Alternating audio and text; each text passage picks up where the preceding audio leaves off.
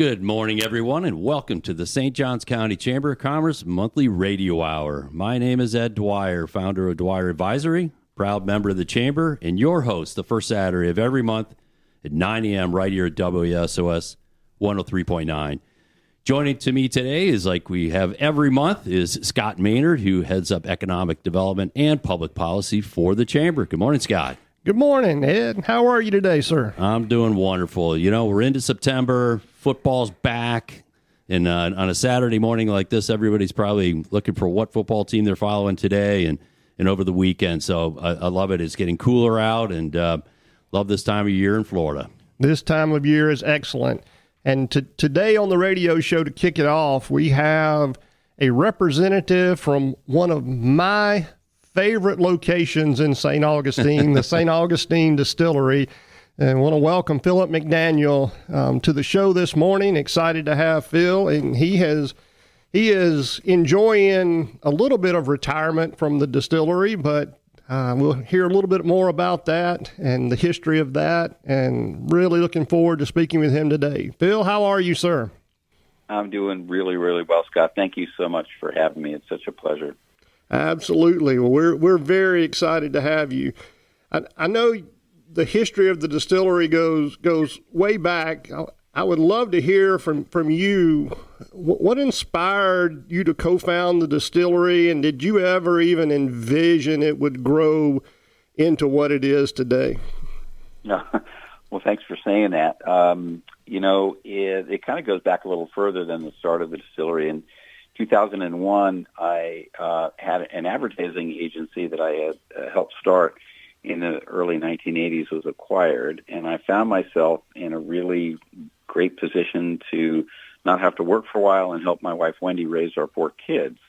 And so basically from 2001 to 2011, in addition to helping with the kids, I did a bunch of community service work, and I really, really enjoyed it. I served on EPIC, University of Florida Whitney Lab, but I also helped establish the St. John's Cultural Council with a bunch of great people.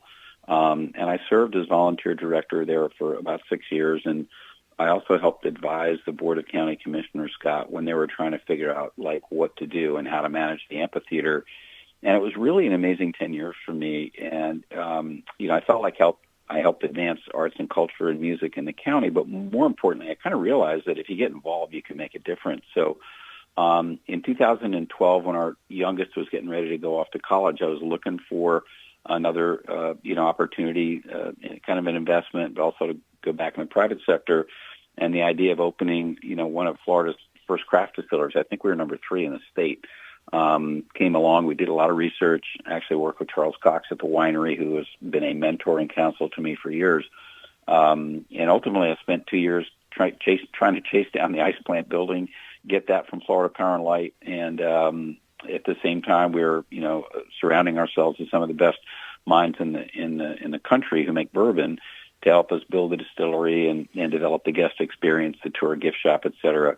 And that's kind of how it all started. But, we had some very creative owners at both the distillery and our partners at the ice plant.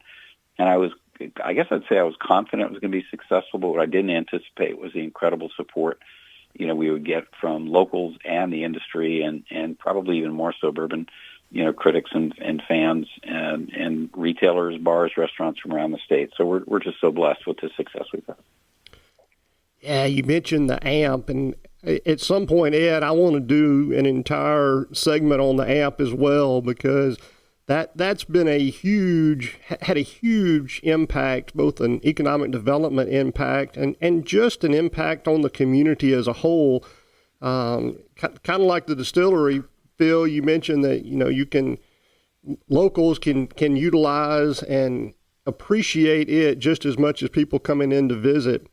When you talk about the distillery and you see the cultural and tourism impact that it has had, what do you think is the biggest impact on the local community that you have seen?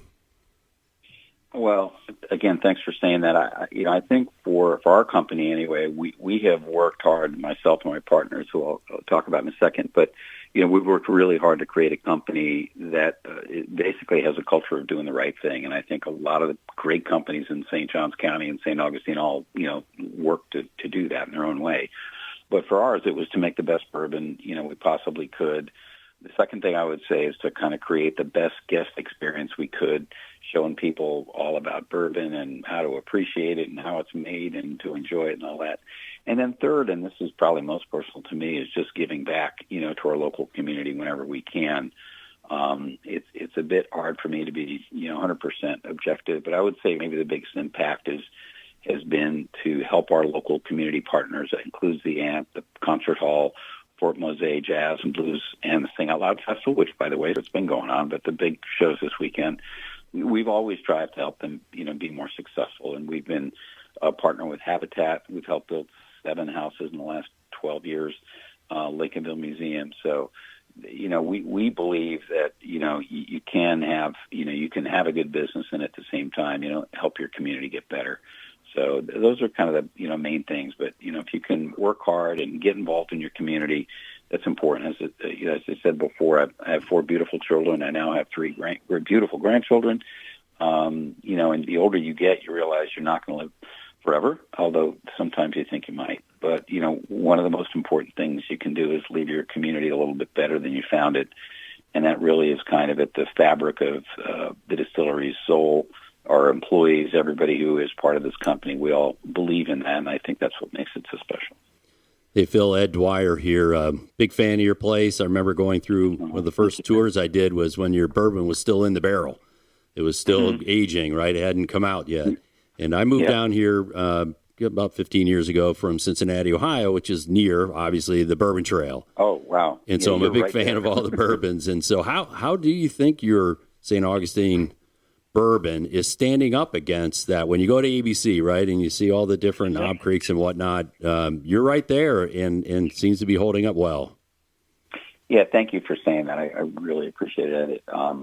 We are very proud of what we've made. We think ours is, just as good. It's different. We make ours in a pot still, so it's going to have a different flavor profile. A lot of the big brands that you see are made, and they're delicious. They're made in column stills with much larger production. I always tell people we make, in 6 hours, Maker's Mark will make more raw whiskey than we'll make in a calendar year. So when we say we're small batch, we mean it. But no, we're really proud of what we've made. So thanks for saying that. So, Phil, I know you and I talked. You guys have a new promotion coming up where individuals can purchase a barrel or a half barrel. Talk a little bit about that and explain that to the audience. Yeah, well, thanks for mentioning that. One of the biggest challenges, and I didn't realize, the seriousness of this was all the regulations and rules and legislative restrictions we had on the industry. In the beginning, we could not even sell, a bottle to the consumer.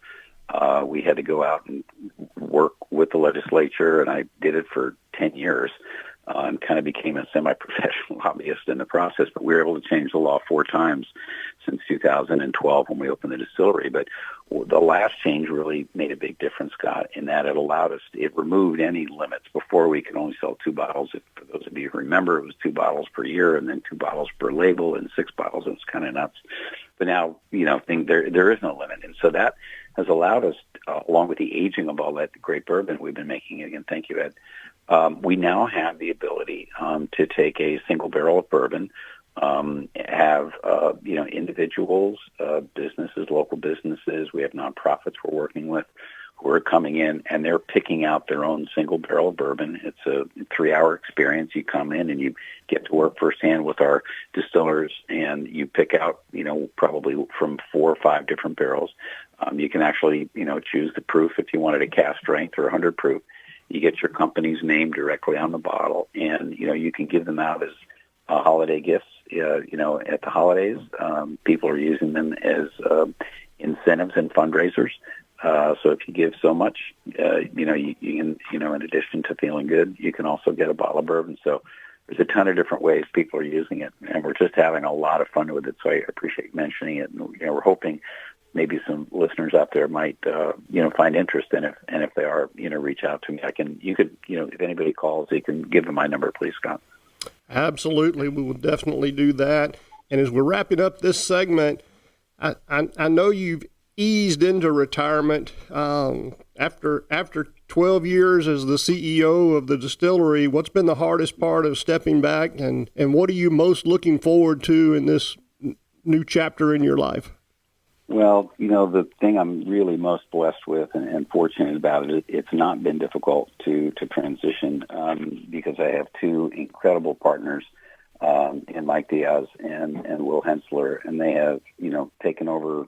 They haven't missed a beat, and they're doing a fabulous job. So, and beyond that, we have an incredible team of, I think, roughly 50 employees who do the tours and the production and our wholesale, and they're all just wonderful folks.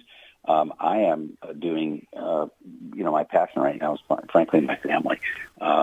We just had a brand new grandson about 4 days ago. I'm up in New York with my wife, helping them get situated, and we just want to spend time with their family and maybe travel a bit, but really those two things. But I'm so grateful to the community. It's been we've been partners and members of the chamber for such a long time, and we live in such a great community, and just so blessed to be able to share our story and the spirits that we've made with everyone in the community. So thank you, Ed, and thank you, Scott, for this time this morning. You bet, Phil. Wonderful having you on. Look forward to seeing you back at the distillery soon. So everyone, that was Phil McDaniel with St. Augustine Distillery. Stick around. We'll be right back with Rosie Gross with Trinity Roofing and Restoration.